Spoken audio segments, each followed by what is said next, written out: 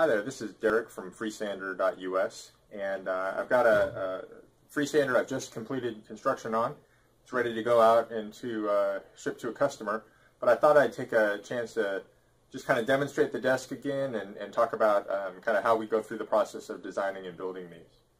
So this model actually is our larger version, so it's a 36-inch desktop, and this customer actually chose to do a taller pivot, and so it's using a little bit longer pivot arm on here, and so this one actually will rise up to about 14 inches, a little over 14 inches. So depending on the height of your table and how tall you are as an individual, this might be an option. Our standard version is about 11 inches, so it's a little bit shorter on the height of the desktop when in raised up mode.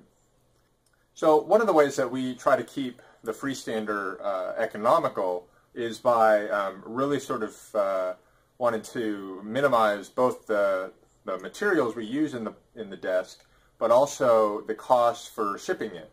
That's one of the criticisms we've heard, is that similar products that are available charge as much as $100 for shipping, and part of that is because of the weight of the product. So one of the ways that we've done that is that the base of the freestander is very lightweight and compared to the desktop.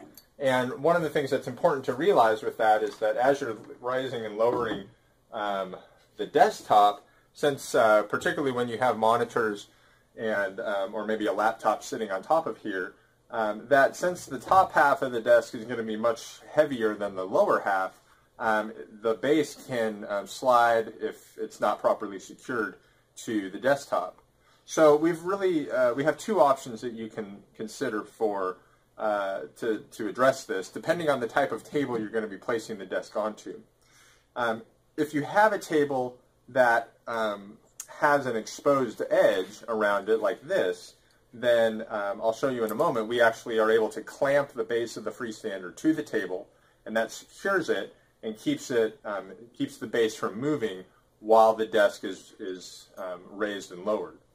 If you don't have a desk where there's something that you can clamp onto on the back, we are able to put a base on the freestander itself, but that adds a fair amount of weight to the product, which is what keeps it stable on the tabletop, but also is going to carry a cost for shipping. So on the site, you'll see that option for whether to have the standard, which is the clamping mechanism, or to add the solid base, and that way you can just place it onto a tabletop, and the whole unit will be heavy enough that it's not going to move when you go to rise and lower it.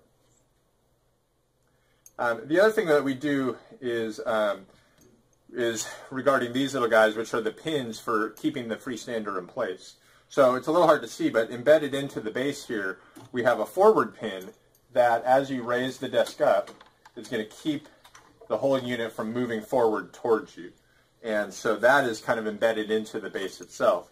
But the rear retention pins, we drill a little hole behind the pivot arm, and that just goes in there to keep the desktop from going backwards. And so when you're in the upward or the up position, you want to make sure that on both sides that you put those pins in to make sure that the desk is not going to go backwards on you and come down with the weight of your monitors or anything like that.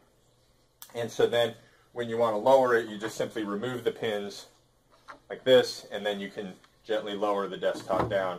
And it actually works out really well, because then in the lowered position, the pins can go back in, and that's a way to actually secure it down. And so that kind of helps if you're transporting it or something like that. This is how we ship the product, is kind of locked in that lower position.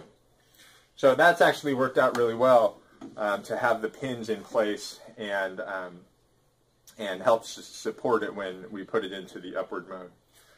The other thing then, of course, is the keyboard tray, and the slides we use have a little notch where you can kind of lock it into the outward position, and so that gives you plenty of room for a keyboard and a mouse and things like that. So we're very excited about this product. We've had a great response. If you want to know more information, please check out our website. There's lots of details. We're constantly adding to the product pages, and we're also getting reviews, and we're collecting pictures of people who have these installed in their offices, and as a way to kind of show them in the wild, which we're really excited about. So again, I definitely appreciate you checking us out, and if you have any questions, you can contact us on the site or send an email to sales@freestander.us. Thanks.